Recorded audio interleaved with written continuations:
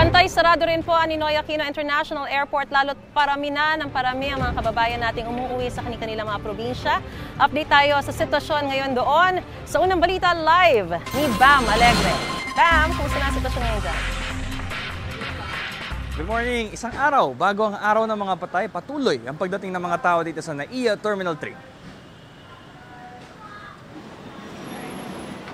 Matapos ang ilang taon, ngayon lang makakapaggunita ng undas sa Bantayan Island sa Cebu, si Clesan Shibayama. Higit sa pahinga at bakasyon, mahalaga para sa kanya ang pagbubuklod ng pamilya roon. Kaya maaga pa lang narito na siya sa NAIA Terminal 3. Siyempre happy po.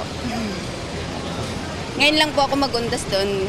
Ilang taon na po ang nakalimutan. Walang build-up ng mga pasahero sa mga entrance gate sa Terminal 3. Tuloy-tuloy kasi ang pasok ng mga pasahero.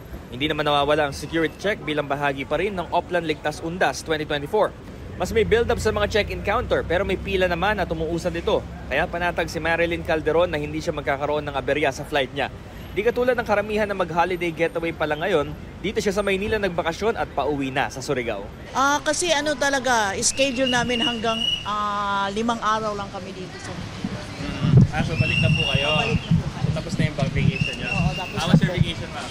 Okay lang po.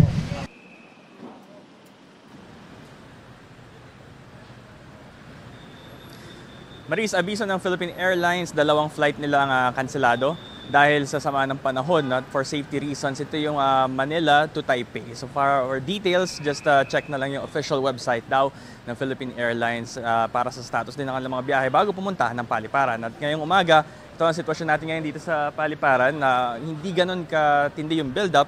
May pila pero ito yung agad na iibsan at patuloy pa rin yung pagdating ng mga tao. Ito ang unang balita mula rin sa NAIA Terminal 3, Bam Alegre para sa GMA Integrated News.